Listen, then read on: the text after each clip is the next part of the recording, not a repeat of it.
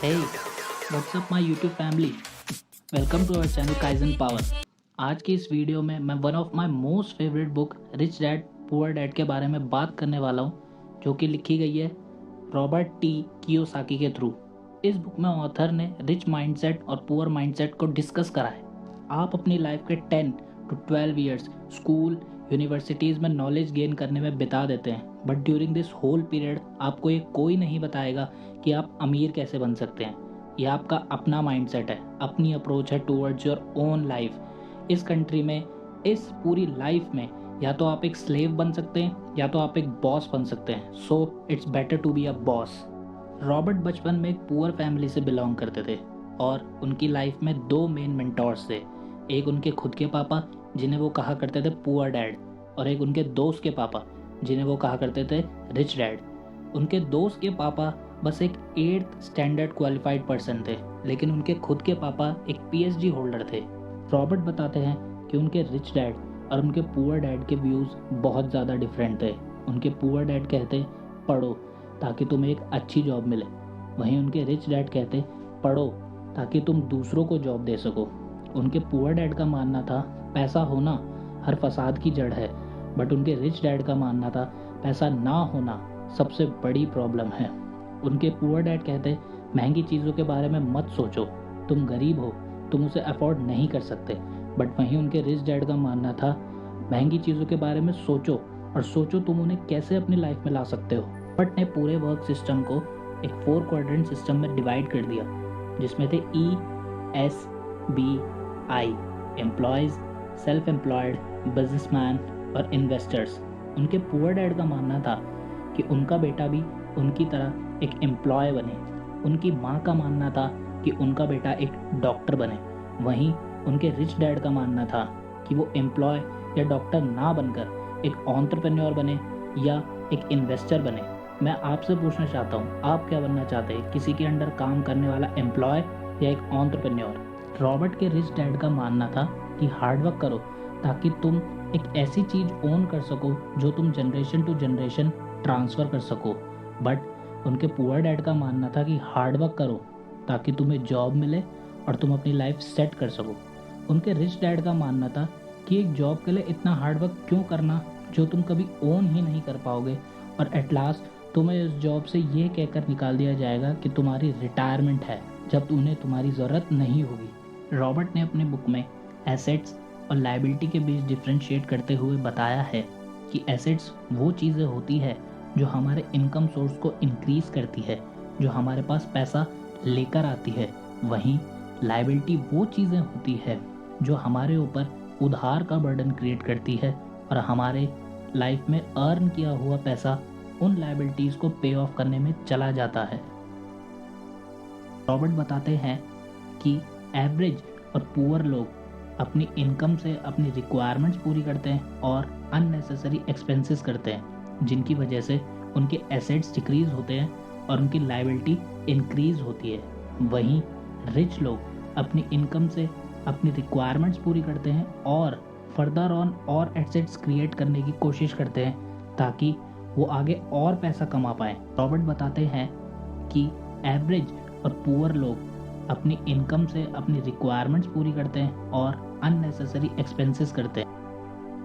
मैं आप सभी को बताना चाहूँगा कि आप भी रिच लोगों की तरह अपने अननेसेसरी एक्सपेंसेस को डिक्रीज करें और एसेट्स में अपनी इन्वेस्टमेंट इंक्रीज करें, ताकि आगे आने वाले फ्यूचर में आपको किसी भी तरीके की फाइनेंशियल प्रॉब्लम को फेस ना करना पड़े। और इसी चीज़ को रॉबर्ट ने अपनी बुक में पैसिव इनकम के थ्रू एक्सप्लेन किया है। पैसिव इनकम वो इनकम होती है जिसमें आप एक्टिवली इन्वॉल्व नहीं होते, बट स्टिल वो आपके पास आती है। आप सो रहे हैं, वेकेशन में हैं, बट स्टिल आपके पास आपकी इनकम आ रही है। इसलिए पैसिव इनकम में इन्वेस्ट करना बहुत ज़्यादा ज़रूरी है। बट अगर आपने पैसिव इनकम की है तो वो कभी ख़त्म नहीं होगी और 24/7 आपके पास आती रहेगी। अकॉर्डिंग टू अ सर्वे, पूरे वर्ल्ड में 97.3 बिजनेस अपॉर्चुनिटीज़ अवेलेबल हैं और 2.7 जॉब्स, बट स्टिल 7% लोग ही कैलकुलेटेड रिस्क लेकर इन जॉब अपॉर्चुनिटीज़ को ग्रैब कर पाते हैं। But on the other hand 93% लोग इस 2.7% अवेलेबल जॉब्स के पीछे लगे रहते हैं। आप खुद सोचिए, 2.7% जॉब और 93% कैंडिडेट्स, इसी वजह से लोग अनएम्प्लॉयड रह जाते हैं। ग्रेट अपॉर्चुनिटीज़ कभी भी आंखों से नहीं देखी जाती, वो हमेशा दिमाग से देखी जाती है।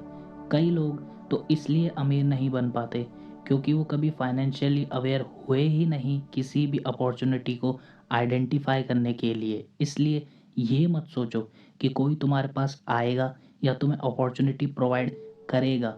एनवायरनमेंट में प्रॉब्लम्स ढूंढो और उस प्रॉब्लम का सॉल्यूशन ढूंढो, और जैसे ही तुमने उस प्रॉब्लम का सॉल्यूशन ढूंढा, वैसे ही तुम रिच बनने के रास्ते में अपना पहला कदम ले चुके होंगे। आपकी जॉब एक शॉर्ट टर्म सॉल्यूशन है आपकी लॉन्ग टर्म प्रॉब्लम्स के लिए। लोगों के दिमाग में बस एक क्वेश्चन होता है, एट द एंड उन्हें उनकी सैलरी मिलेगी जिससे वो अपने बिल्स, चार्जेस सब पे कर देंगे। वो सुबह उठते हैं और जल्दी जल्दी अपने ऑफिस जाते हैं इस डर से कि उनका बॉस उन्हें जॉब से निकाल ना दे। But during this whole period वो ये कभी नहीं सोचते कि जॉब के अलावा भी उनके पास कई सारे ऑल्टरनेटिव्स हैं। रॉबर्ट का मानना है कि एक इंसान को पूरी लाइफ में सीखते रहना चाहिए, डिफरेंट नॉलेजेबल लोगों के साथ बैठना चाहिए ताकि वो डिफरेंट फील्ड्स की नॉलेज गेन कर सके और एक सक्सेसफुल इंसान बन सके। इसीलिए कहा गया है, sit with the toppers, the conversation is different. Self doubt मतलब खुद पर भरोसा ना होना, ये एक ऐसी चीज़ है जो हमें कभी भी आगे बढ़ने नहीं देगी। लोग बस डरते रहते हैं और ज़्यादातर अपने लक पर डिपेंड रहते हैं। बट अमीर लोग हार्ड वर्क करते हैं और अपना लक खुद बनाते हैं। मुझसे नहीं होगा, दुनिया क्या बोलेगी, ये सारी चीज़ें अपने दिमाग से निकाल फेंको और अपनी गोल की तरफ हार्ड वर्क करो।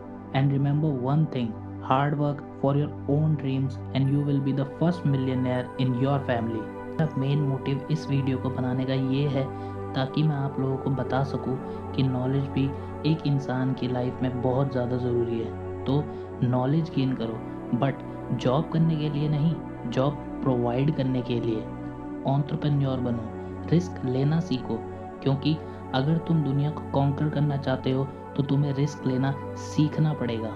So thank you guys, hope you like our video. Hit the like button and subscribe to our channel. Goodbye.